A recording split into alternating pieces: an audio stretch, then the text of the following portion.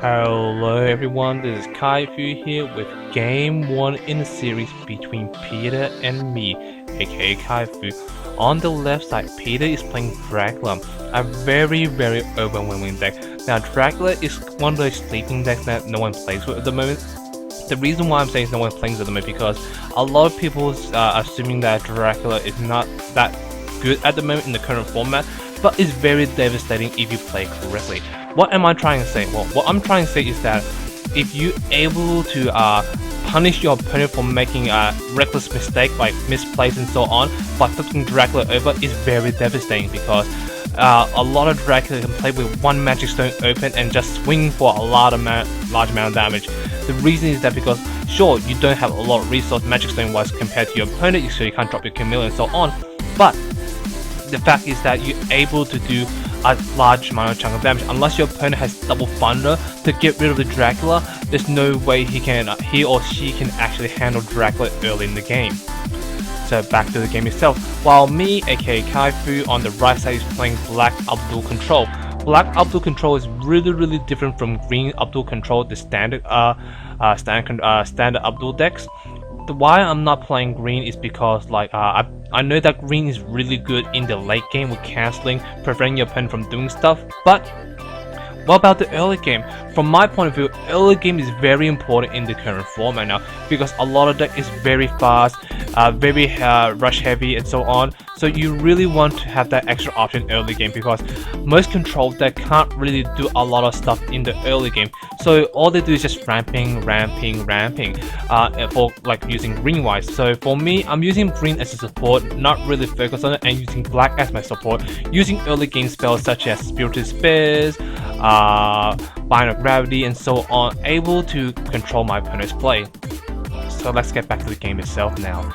Now currently 3,300 compared to 4,000 light points, so Peter did a lot of damage to me, so I'm going to try and find ways to prevent from happening obviously.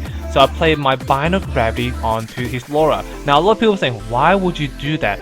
Why would you even Bind of Gravity Laura? First of all, I do not want to take any amount of chunk of damage, and there could be a lot of people asking why not drop a Resonator. So here's my point now. My opponent knows, Peter will know that if I drop a Resonator, he will punish me if I do that. So pretty much I'm at this point in time, I'm playing a strategy. I will not put a single Resonator on the field because if I put a Resonator on the field, I'll be punished for no reason. So that's what I'm trying to avoid. So he can play Rapid Clay, Dual Truth, Thunders, Stoning Death Outer World, and using his Magic Stone's ability, minus 200 defense. He can punish me whatever he wants if he sees the opportunity. So I'm not going to do that play obviously because my opponent is very skillful. He knows that what he's trying to do. He knows that my strategy now. So he's going to play the same way as I am, not putting any Resident on the field, because if he put Resident on, I can kill it, I can cancel it, because I'm playing with open Magic Stone, which is bluffing to my opponent that I might have an out against everything. So now, a lot of people ask me also, why do I play Bind of Gravity in the main deck? What's so good about it? Now, Bind of Gravity is very good from my point of view, because it does two things for me. Well, it does three things, but mostly two. First of all, is the anti-rush. By anti-rush, you won't take a lot of damage from like 7 dwarves or like hunters and so on. You're able to prevent it from happening. Not only that, you also prevent Mephistopheles doing that 1,500 damage directly to your face if you do not have a Stone in the Depth or a chameleon in your hand. So say for example you have no option against or answer against a Mephistopheles. So so the Bind of Gravity able to prevent that from happening. Obviously it's not the greatest solution, but it's better than nothing. So it's able to stun your opponent, not able to recover it is a good thing about it. It's pretty much like a hammer, you can say, but in a spell card form.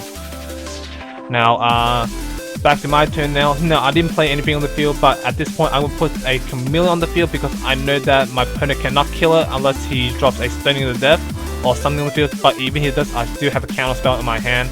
And my second reason why I play Bind of Gravity is because it creates that OTK play.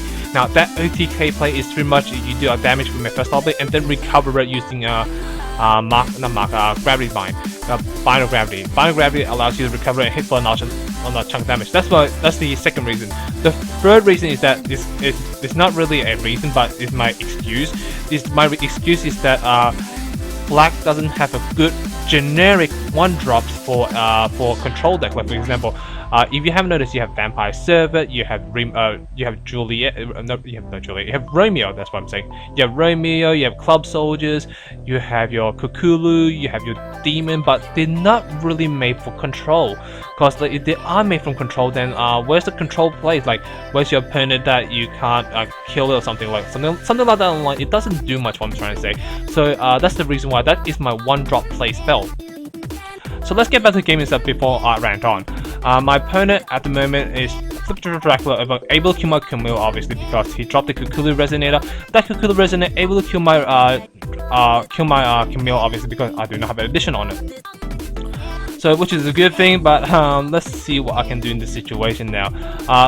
Now a lot of people say, well, it's game over, right? Like I said before, early in game, you Dracula's over equals game over, right? No, it's not game over, because the fact is that I'd rather handle the Dracula in the mid to late game rather than the early game. Because if you can handle early game, great, congratulations, you're able to handle it in the early game. But for me, I can't handle it early game, so I'm gonna stall this out, and I do have an out against the Dracula using 2 Outer Worlds from my hand to kill it and getting rid of his field, because I use a Stunning Depth after that.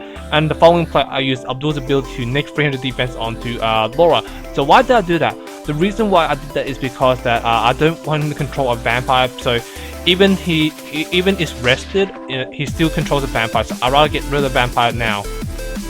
So at the moment, my opponent has a big hand, so I'm going to play Spirit Despair to force him to discard 2 cards from his hand, and now putting him to have less options to play with. So it might not seem that very devastating a play, but if you actually think about it, the caster will actually have more plays in the following plays, like plays after plays after plays, and until you notice that your opponent will run out of options in his hand.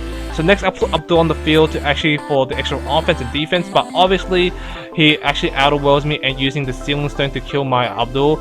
It's not the end of the world if I lose my Abdul, it's just that it's kind of, oh well, I lost my Abdul, because Abdul is not the main focus. Abdul is pretty much the support of the deck to able to support my opponent's plays. The main focus is that my deck does is what it can do, and obviously if worst comes to worst, I flip Abdul over for the extra offense. So my opponent dropped a vampire back on the field for the extra vampire and not in the extra offense, because he can hit me a large chunk of damage by paying a lot of darkness. So I do top deck into the Sealing Stone, so I'm gonna use the Sealing Stone and kill that vampire bat right away. And after that, playing Spirit Despair, forcing my opponent to discard 2 cards again. Now his hand's getting less and less, so meaning he's having less options to play with, so putting him in a top deck situation. Now back to my opponent's turn, he tipped top deck into a Mephistopheles, so he can use that to pressure me, putting a large amount of damage on the field.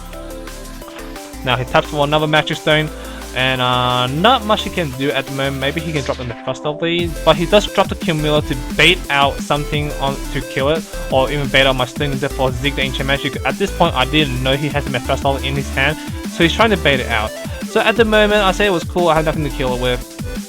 Pretty sure. Back to my turn, and I did top deck my own Mephistopheles, so I'm going to use Stunning Depth right now to kill the Camellia, and before my recover phase, obviously.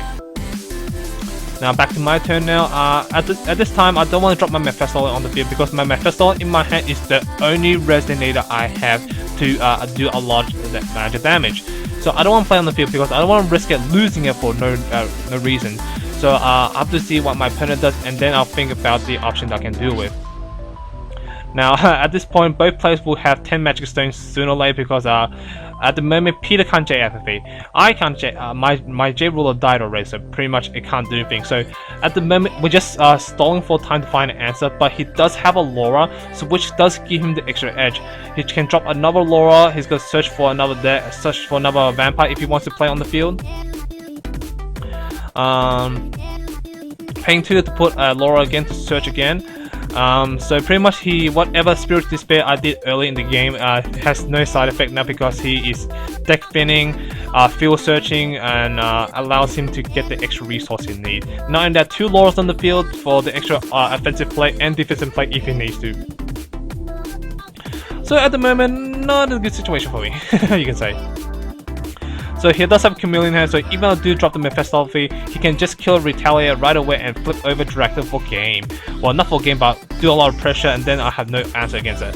So obviously I'm not going to drop it right away, so I'm gonna find some way to bait out the Camellia on the field and make it as vanilla. So first of all, I played the Elvish Priest to see any response. No response. Then I played the Cinderella on the field. So he's thinking about using the fun, but he's not gonna use it. I'm gonna launch Cinderella's ability to burn 200 everything and just launch it again, burn 200 everything. Yes, it's a -2 play, but however, I'd rather get rid of the problem that obviously can be prevented now than later. Now my opponent dropped my Mephistopheles and I do not have an out for it at the moment because I don't have a dig, I don't have Stone of Death. All I have is like a bunch of Resonators in my not bunch of Resonators. I have 2 Cinderellas, 1 Cake Stone, and 1 Mephistopheles. So I don't want to do that, and I do get a little red stone, so pretty much I made a black. So pretty much if I drop my Mephistopheles, it make my Mephistopheles a lot bigger than my opponent's. He's gonna thunder me, putting me down to 2,800 life points. So compared to his 4,000 life point, attacking me directly put me down to 1,300 life point. So getting lower and lower at the moment. So next is playing Bind of Gravity, try and go for the OTK play, but I do have the Absolute Cake so in my hand to prevent it from happening. So I'm not allowing him to get the OTK off because I know I can actually get around this play, hopefully.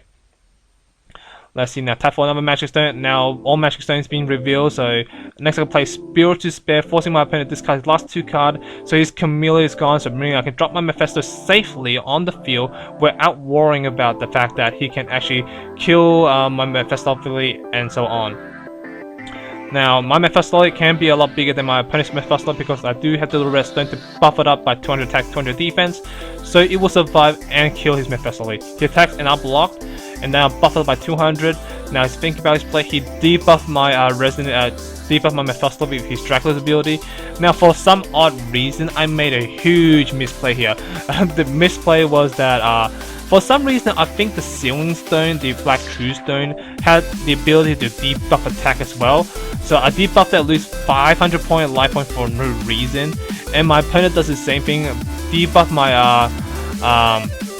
Mephisto as well, so pretty much both Mephistos die, so I'm like, wait, that was a misplay I did, and then putting him down to 3,000 life point compared to my Angel life point. So at the moment I have a better resource than my opponent. I have 3 cards compared to his 1 card in hand, so from now I'll drop my Laura to search for a vampire. Obviously I'm search for another Laura for put on the field for the extra field present and hand advantage.